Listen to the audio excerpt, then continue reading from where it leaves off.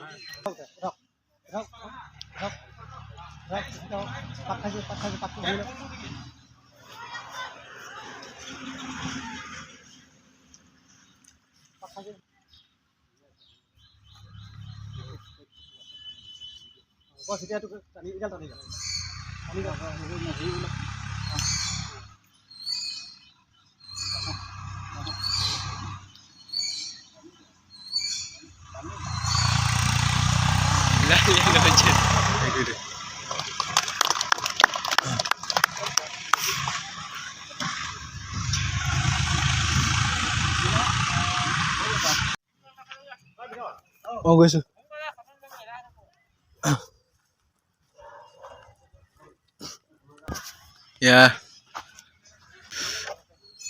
অলপ আগত পতাকা উত্তোলন কাৰ্যসূচী সমাপ্ত হৈ গ'ল আৰু খন্তেক পিছত স্মৃতি তৰ্পণৰ কাৰ্যসূচী আগবঢ়াই নিয়া হ'ব।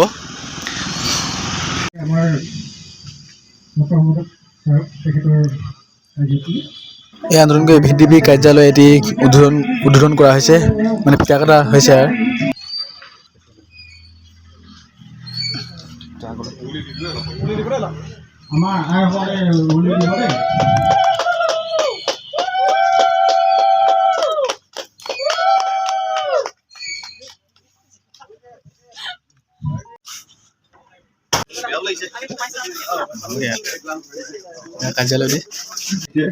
তাৰে ফলস্বৰূপে ঋতু কোঠালগুৰি গাঁওৰক্ষী বাহিনী জন্ম হৈছে।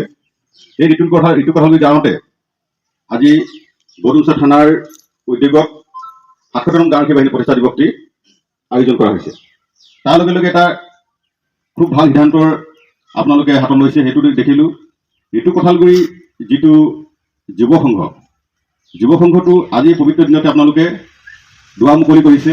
এই দুৱাৰ মুকলি দায়িত্বটো এই অভাজনক আপোনালোকে দায়িত্ব দিয়াৰ বাবে আটাইতকৈ ভাল কথা, মই এইটো যুৱ সংঘ কাৰ্যালয়ৰ লগত ভাল কৰি আছিলোঁ, কিন্তু শেষত শুনিলোঁ এইটো বোলে গাঁওৰক্ষী বাহিনী কাৰ্যালয়। আমি বিচাৰিছিলোঁ যে প্ৰতিখন গাঁওৰক্ষী বাহিনী নিজৰ এটা কাৰ্যালয় তৈয়াৰ কৰি লওক।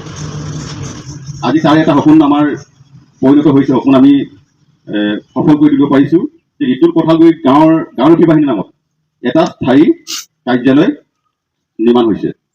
স্থায়ী কাৰ্যালয়টো হ'লে কি হয়, গাঁওৰক্ষী বাহিনী গঠন কৰি দিয়াৰ পিছত এখন গাঁৱত যেতিয়া ১০০-২০০ মানুহ থাকে, আমি তাৰ পৰা ২৫জন গাঁওৰক্ষী বাহিনী সদস্য বা কাৰ্যনিৰ্বাহক বিষয়া হিচাপে আমি নিৰ্বাচন কৰোঁ। সেই মানুহবিলাক এক জেগাত একেলগে লগ খাবলৈ হ'লে এটা নিৰ্দিষ্ট জেগা প্ৰয়োজন হয়। সেই জেগাটো বা সেই ঠাইডোখৰ নথকাৰ বাবে গাঁওৰক্ষী বাহিনীবিলাক গাঁওখনতে বিভিন্ন জেগাত সিঁচৰিত হৈ থাকিব লগা হয়। তেনেস্থলত আমি কি হ'ল, গাঁওৰক্ষী বাহিনীবিলাকে একগোট হৈ থাকিব নোৱাৰোঁ। কিন্তু শেষত দেখিলোঁ ঋতু কোঠালগুৰি গাঁৱত এটা স্থায়ী যেতিয়া গাঁওৰক্ষী বাহিনী কাৰ্যালয় হ'ল, ইয়াতে গাঁওৰক্ষী বাহিনীৰ সদস্যবিলাকে ইয়াত তেখেতলোকৰ কৰ্ম বিষয়ে গাঁওৰক্ষী বাহিনীৰ কাৰ্যসূচী কি ল'ব সেই বিষয়বিলাক আলোচনা কৰিব পাৰিব, সমবেত হ'ব পাৰিব। আমাৰ মাজত বৰদুমচা থানা ভাৰপ্ৰাপ্ত আৰক্ষী বিষয়া মহোদয় আছে, আপুনি আহক আমাৰ কাষলৈ। আমাৰ বৰদুমচা থানা ভাৰপ্ৰাপ্ত আৰক্ষী বিষয়া মহোদয় বহুত পুৰণা মানুহ, কিন্তু নতুনকৈ আপোনালোকে অচি হিচাপে পাইছে, ডিগবৈতে আছিলে আৰম্ভণিতে। আমি তেতিয়াৰ পৰা লগতে থাকোঁ। আজি তেওঁ ভাৰপ্ৰাপ্ত আৰক্ষী বিষয়া লগ পাইছোঁ আৰু ৭৭তম গাঁওৰক্ষী বাহিনী প্ৰতিষ্ঠা দিৱসলৈ তেখেতলৈ আমাৰ ফালৰ পৰা আন্তৰিক শুভেচ্ছা আৰু অভিনন্দন জ্ঞাপন কৰিলোঁ। ইয়াৰ লগে লগে মোৰ যিটো কাৰ্যসূচী কাৰ্যালয় উদ্বোধন যিটো অনুষ্ঠান মই সামৰণি মাৰিলোঁ বুলি ঘোষণা কৰিলোঁ। ধন্যবাদ।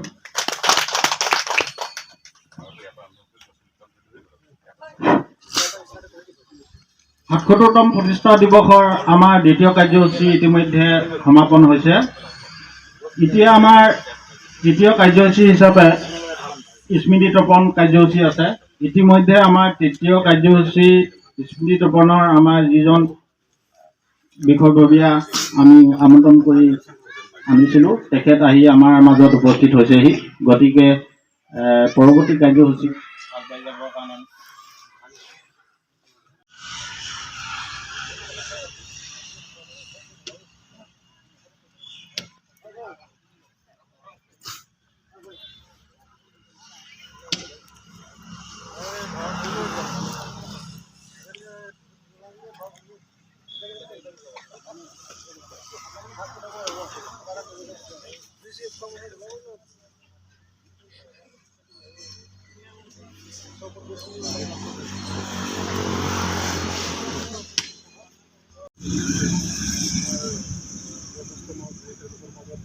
এটা ভাল এনাজৰি বান্ধি ৰাখি যদি আমাৰ যেনেকৈ সকলো মানুহে মানে আইনগত কিছুমান কামবোৰ পটকখিনি গম নাপায় সেইবোৰক আঙুলিয়াই দেখাব লাগে। তো সেইবোৰ ভৱিষ্যতলৈকে আমি অলপ আগত বৃক্ষৰোপণ কাৰ্যসূচী সমাপ্ত কৰা হ'ল।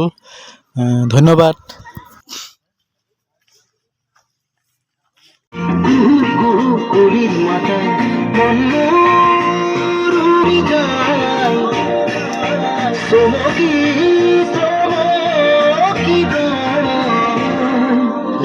সকলোলৈ ধন্যবাদ। এতিয়া মুকলি সভা অনুষ্ঠিত কৰি থকা হৈছে।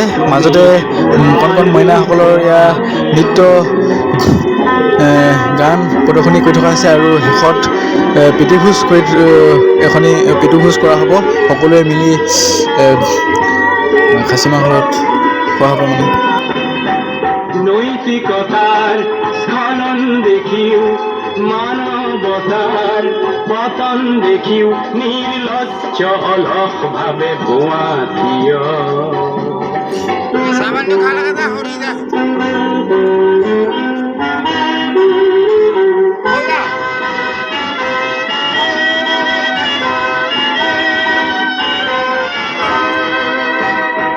জ্ঞানবিহীন নিৰক্ষৰৰ খাদ্যবিহীন নাগৰিকৰ নেতৃবিহীনতাত নিমাত ভাত এখনি কাপোৰ গাত আজি কিয় তাকো নাপাওঁ।